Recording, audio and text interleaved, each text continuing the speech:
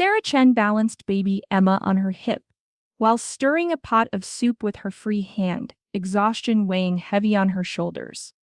6 months of single motherhood had taught her to multitask in ways she never imagined possible, but tonight felt particularly overwhelming. "Oh, honey, let me take her," Linda said, appearing beside Sarah with that warm, knowing smile that had become such a comfort these past few weeks.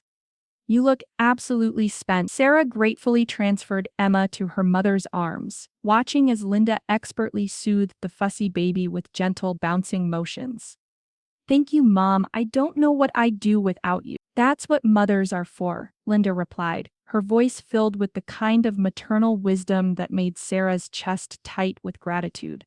"You're doing such a wonderful job with Emma, sweetheart. I'm so proud of you." The praise washed over Sarah like a warm blanket. Since Linda had moved in 3 weeks ago, life had become manageable again.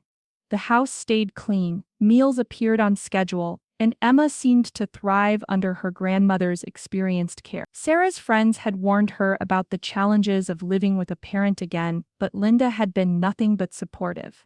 "I picked up some groceries today," Linda continued, swaying gently with Emma. "And I noticed you were running low on that organic baby food Emma loves. I stocked up." Sarah's eyes misted. "Mom, you don't have to spend your money on nonsense. Emma is my granddaughter and you're my daughter. This is what family does." Linda's voice carried that gentle firmness that had guided Sarah through childhood's scraped knees and teenage heartbreak. "Besides, I know things are tight with you being off work." It was true, Sarah's freelance graphic design work had slowed to a trickle since Emma's birth, and her savings were dwindling faster than she'd anticipated. David, Emma's father, had disappeared the moment she'd told him about the pregnancy, leaving her to navigate parenthood alone. Without Linda's help, Sarah wasn't sure she could have managed. "Why don't you take a long bath?" Linda suggested, settling into the rocking chair with Emma. "I'll handle dinner and get this little one ready for bed. You need to take care of yourself too." As Sarah headed upstairs, she heard Linda's soft voice talking to Emma, filled with love and devotion. The baby's crying had stopped, replaced by contented gurgles that made Sarah smile despite her exhaustion. What Sarah didn't see was Linda's expression changing the moment she heard the bathroom door close. The grandmother's warm smile faded as she pulled out her phone, quietly snapping photos of the cluttered living room, the scattered toys, the unwashed bottles on the coffee table, the stack of unpaid bills Sarah had left on the kitchen counter. "Don't worry, precious girl," Linda whispered to Emma, her voice taking on a different quality entirely. "Grandma's going to make sure you're properly taken care of. Your mommy tries, but she's just not ready for this responsibility." Linda opened the small notebook she kept hidden beneath the couch cushions and began writing. Day 21, Sarah appeared overwhelmed again this evening. Kitchen in disarray, baby crying for extended period while Sarah struggled with basic meal preparation. Concerning lack of organization and emotional regulation. Upstairs, Sarah sank into the hot bath water, finally allowing herself to relax for the first time all day. She could hear Linda's gentle humming drifting up from the living room, a lullaby that had once soothed Sarah to sleep. The sound filled her with a deep sense of security and gratitude. She had no idea that each act of kindness from her mother came with a price, that every moment of support was being catalogued, documented, and twisted into evidence of her inadequacy. In Linda's mind, she wasn't helping Sarah succeed as a mother, she was building a case for why Sarah should fail. The warm water lapped around Sarah's shoulders as she closed her eyes, whispering a prayer of thanks for having such a devoted mother. She couldn't have been more wrong about the devotion's true target. 3 weeks later, Sarah was rushing to send a client proposal when her laptop screen flickered and died. Panic set in. The deadline was in 2 hours, and this project meant groceries for the next month. "Mom, can I borrow your laptop?" she called downstairs. "Mine just crashed." "Of course, honey," Linda replied from the kitchen. "Password is Emma20. Sarah gratefully grabbed Linda's MacBook from the coffee table and settled at the kitchen counter. As she opened a browser, her eyes caught a folder on the desktop labeled Important Documents. Without thinking much of it, she clicked to move it aside, but accidentally opened it instead. Her breath caught in her throat. The folder contained dozens of subfolders with dates, each filled with photos and videos. Sarah's hands trembled as she clicked on one dated 2 weeks ago. There was Emma crying in her high chair while Sarah, exhausted and overwhelmed, sat with her head in her hands. The photo was taken from the doorway, Linda's perspective. Another folder revealed pictures of Sarah's bedroom, unmade bed, laundry scattered across the floor, empty coffee cups on the nightstand. Images that made her look like she was living in chaos. But it was the video files that made Sarah's stomach drop. Linda had recorded her during a particularly difficult night when Emma wouldn't stop crying and Sarah had broken down in tears, saying, "I don't know if I can do this anymore." The recording captured only Sarah's moment of vulnerability, not Linda's immediate comfort and reassurance that followed. With shaking fingers, Sarah opened a document labeled Custody Evidence Summary. Her own mother's handwriting filled the screen. Day 34, subject continues to show signs of postpartum depression. Observed talking to herself while baby cried unattended for 50. Living conditions deteriorating, dirty dishes, unwashed laundry, general neglect of basic hygiene standards. Baby's father David Martinez has been contacted and made aware of situation. Attorney consultation scheduled for next week to discuss emergency custody petition. The words blurred as tears filled Sarah's eyes. David Martinez. Her mother had somehow tracked down Emma's father, the man who had abandoned them both.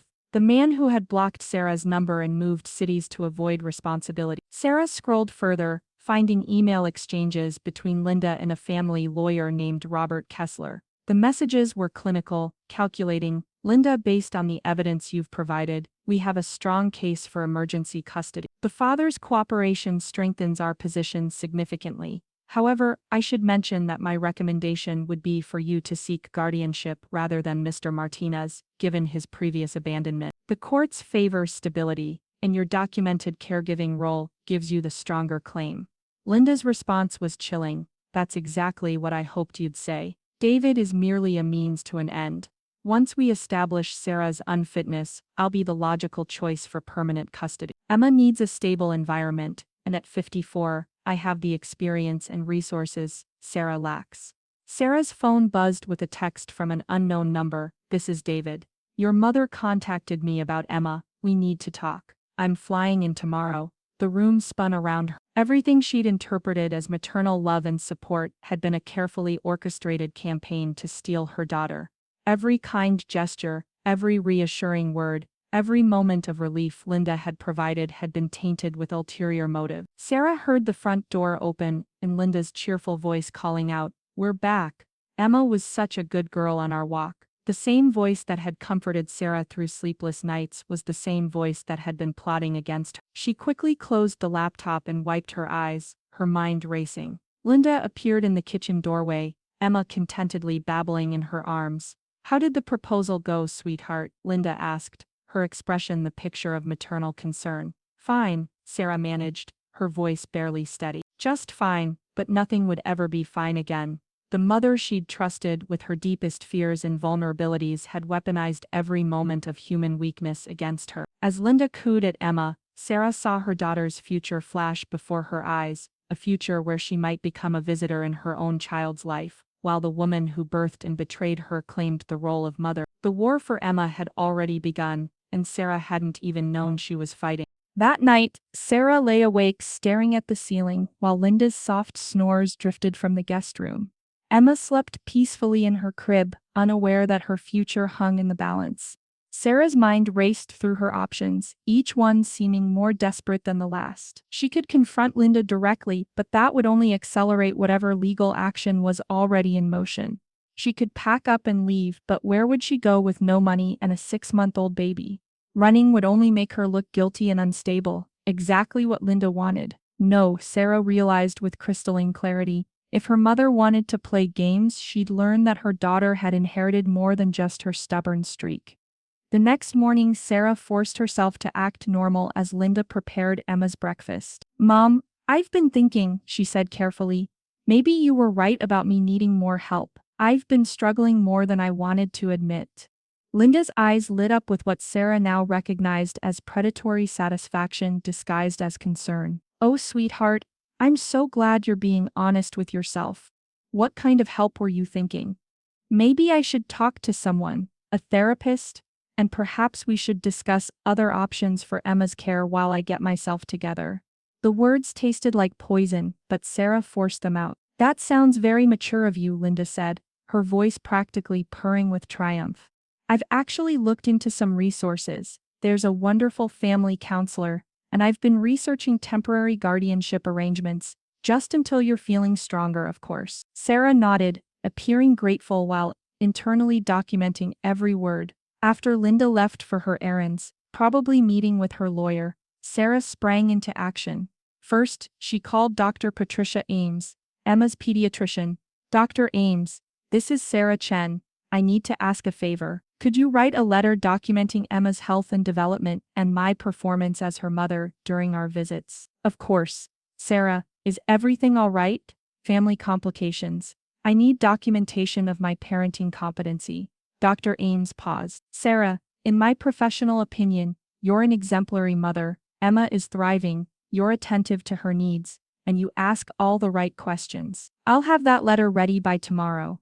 Next, Sarah contacted Emma's daycare director, then her neighbor Miss Rodriguez, who often helped with groceries, then her friend Jenna, who'd witnessed countless late-night phone calls where Sarah sought parenting advice. Each conversation was carefully framed as needing references for a family situation, but Sarah's masterstroke came that afternoon. She drove to Best Buy and purchased a tiny wireless camera, the kind used for home security. That evening, while Linda cooed over Emma in the living room, Sarah quietly installed it in the kitchen, disguised behind a plant on the windowsill. I'm going to start documenting everything too, she murmured to herself as she adjusted the angle. Let's see how you like being watched.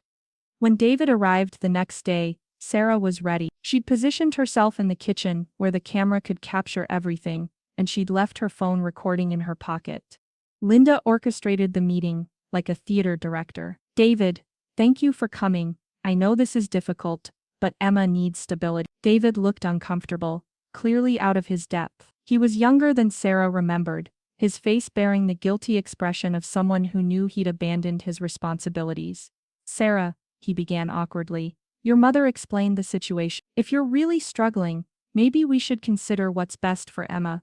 Sarah forced tears into her eyes, not difficult given the genuine betrayal she felt. I know I haven't been perfect. Maybe Emma would be better off with someone more stable. Linda moved closer to David, her voice dropping to what she probably thought was a confidential whisper, but was perfectly audible to Sarah's recording devices. Of course, David, you should know that as Emma's father, you'd have certain rights, but given your absence these past months, and your current living situation in Chicago, I think we both know who would be the better primary caregiver. You mean you'd want custody instead of me? David asked, confusion evident in his voice.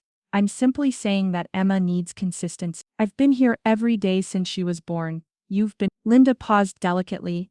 Elsewhere, Sarah watched her mother manipulate David with surgical precision, using his guilt to make him compliant in her scheme. Linda was essentially asking him to file for custody solely so she could then argue that she was the better option than both biological parents. What about Sarah's rights? David asked, glancing at Sarah, who was maintaining her defeated posture. Sarah wants what's best for Emma, Linda said firmly. Don't you, sweetheart? Of course. Sarah whispered, playing her part perfectly, while her devices captured every word of Linda's manipulation. That evening, after David left to consider the proposal, Sarah made one final call. Attorney Jennifer Walsh's office. Hi, I need to schedule an emergency consultation. This is regarding a custody case and I need representation immediately. Can you tell me the nature of the case? Sarah looked through the kitchen door at Linda, who was rocking Emma while humming a lullaby, the same woman who was systematically destroying her daughter's life while pretending to nurture her granddaughter. Grandparent manipulation, an attempted custody theft through fraud, Sarah said quietly, and I have evidence. The game had begun in earnest, but now Sarah was playing with her own rules. Linda had taught her daughter well, perhaps too well. The student was about to become the master. Over the next 2 weeks, Linda's confidence grew into something almost manic. She began making phone calls in broad daylight, no longer bothering to hide her conversations with Attorney Kessler. Sarah's hidden cameras captured everything. The meeting with David went perfectly, Linda said during one recorded call, pacing the kitchen, while Emma played in her bouncer. Sarah practically admitted she's unfit. We should file the emergency petition by Friday. Sarah watched the footage later that night, Her jaw clenched as she observed her mother's triumphant expression. Linda genuinely believed she was saving Emma from an inadequate mother, and that delusion made her increasingly reckless. The escalation began when Linda started making concerned citizen calls to Child Protective Services. "I'm calling about my granddaughter," Linda said in a voice dripping with fake worry during one call. Sarah recorded, "My daughter is showing signs of severe postpartum depression. I'm concerned for the baby's safety. No, I don't want to file a formal complaint. I just think someone should check on them." Sarah's blood ran cold. CPS involvement could destroy everything, even with her evidence. Linda was accelerating the timeline, probably sensing that her window of opportunity might be closing. But Linda's boldest move came during Sunday dinner with Sarah's Aunt Maria and Uncle Tom. Sarah had strategically suggested the gathering, knowing Linda couldn't resist an audience for her performance. "I'm so worried about Sarah," Linda confided to Maria while Sarah was supposedly upstairs changing Emma's diaper but was actually listening from the hallway phone recording. "She's just not coping well. Some days I find Emma crying for hours while Sarah just zones out." "That doesn't sound like Sarah," Maria said carefully. "She always seemed so responsible. Becoming a mother changes people," Linda sighed dramatically. "And doing it alone, well, I think the pressure has been too much. I've been documenting everything for Emma's sake. David, Emma's father, he's concerned too. We're exploring options to ensure Emma has a stable environment." Uncle Tom's voice sharpened. "What kind of options?" "Temporary guardianship, possibly, just until Sarah gets the help she needs." Sarah heard Maria's sharp intake of breath. "Linda, are you talking about taking Emma away from Sarah?" "I'm talking about doing what's best for my granddaughter," Linda replied, her voice taking on that steel-edged tone Sarah knew well. "Sometimes love means making difficult decisions." Sarah chose that moment to appear at the top of the stairs with Emma, wearing her most fragile expression. "Did I hear my name?" The guilty silence that followed was deafening. Maria and Tom exchanged troubled glances while Linda smoothly shifted into concerned grandmother mode. "We were just discussing how we can better support you, sweetheart," Linda said. Uncle Tom was asking about Emma's sleep schedule, but Sarah caught the look that passed between Maria and Tom. They weren't buying Linda's performance. Good, she needed witnesses to Linda's manipulation. Later, as Maria helped clear dishes, she pulled Sarah aside. "Honey, is everything okay? Some of the things your mother's—" Sarah let tears well up in her eyes, genuine ones this time. "Aunt Maria, I'm scared. Mom's been acting strange since she moved in. She keeps talking about what's best for Emma, and I feel like she doesn't trust me with my own daughter." Maria's expression darkened. "What exactly has she been saying?" "She's been in contact with David, Emma's father, behind my back. She keeps taking pictures and notes about everything I do. I found documents on her computer about custody arrangements." Sarah's voice broke convincingly. "I think she's trying to take Emma from me." "Jesus. Sarah, are you sure?" "I have proof," Sarah whispered, "but I don't know what to do. She's my mother, but she's also threatening everything I love." Maria hugged her tightly. "You document everything, you hear, and you call me if you need anything, day or night." The next morning, Linda's phone rang early. Sarah listened from the kitchen as Linda answered with increasing agitation. "Maria, I don't know what Sarah told you, but..." "No, that's not..." "She's not thinking clearly right now. You don't understand the situation." Sarah smiled grimly as she prepared Emma's bottle. Maria had clearly called to confront Linda about the previous night's conversation. The family was choosing sides and Linda was discovering that her manipulation tactics didn't work on everyone. But Linda's response was swift and vicious. She called Attorney Kessler immediately after hanging up with Maria. "We need to accelerate the timeline," Linda said, her voice tight with barely controlled panic. "Sarah is turning family members against me. She's more cunning than I gave her credit for. File the emergency petition today." Sarah's stomach dropped. She'd pushed too hard too fast. Linda was no longer playing a long game. She was going for an immediate win. That afternoon, a process server arrived at the door. Sarah signed for the papers with trembling hands while Linda watched from the kitchen doorway, her expression a mixture of triumph and regret. "I'm sorry it came to this, sweetheart," Linda said softly, "but Emma needs protecting, even if it's from her own mother." Sarah stared at the custody petition filed jointly by Linda Chen and David Martinez, requesting emergency temporary guardianship of Emma Chen Martinez, due to maternal unfitness and abandonment of parental responsibilities. The war was no longer covert. Battle lines had been drawn, and in 3 days, Sarah would have to face a judge who would decide whether she deserved to keep her own daughter. But Linda had made one crucial mistake in her desperation to win quickly. She'd finally given Sarah everything she needed to destroy her completely. The emergency petition would backfire spectacularly, but first, Sarah had to survive the legal ambush her own mother had orchestrated. Emma gurgled happily in her bouncer, oblivious to the storm raging around her. Soon Sarah vowed silently her daughter would be safe from the grandmother who claimed to love her, but was willing to traumatize her mother to possess her. The emergency custody hearing was scheduled for Friday morning in family court. Sarah spent Thursday night organizing her evidence while Linda made final preparations for what she believed would be her victory. The irony wasn't lost on Sarah that they were both awake in the same house preparing to destroy each other. At 7 a.m., Linda knocked on Sarah's bedroom door. "Sweetheart, I know this is difficult, but I want you to know that everything I've done has been out of love, for you and for Emma." Sarah looked up from feeding Emma, her expression carefully neutral. "I understand, Mom, you're doing what you think is right." Linda's face softened with what appeared to be genuine relief. "I'm so glad you see it that way. After today we can start fresh. I'll make sure you get the help you need, and Emma will have the stability she deserves. I'm sure everything will work out exactly as it should," Sarah replied, the double meaning lost on Linda. 2 hours later, they sat in the courthouse waiting room like strangers. David had arrived that morning, looking increasingly uncomfortable as the reality of the situation set in.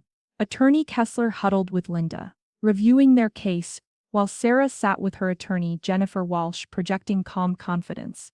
"Are you ready for this?" Jennifer whispered. Sarah nodded, her hand instinctively moving to the flash drive in her pocket containing hours of recorded evidence. "She taught me to be thorough. I learned from the best." When they were called into the courtroom, Judge Patricia Hendricks looked stern and no-nonsense. Sarah's heart hammered as she realized this woman would decide Emma's fate within the hour. "This is an emergency petition for temporary custody," Judge Hendricks began. "Mr. Kessler, present your case." Kessler stood, his presentation polished and damning. He painted Sarah as an unstable single mother, overwhelmed by postpartum depression, supported by Linda's documented evidence and David's testimony about Sarah's alleged confessions of inadequacy. "Your Honor," Kessler concluded, "the petitioners have substantial evidence that the minor child is at risk due to the mother's deteriorating mental state and inability to provide adequate care. The grandmother has been the primary caregiver for weeks, and the father, though previously absent, is now prepared to take responsibility."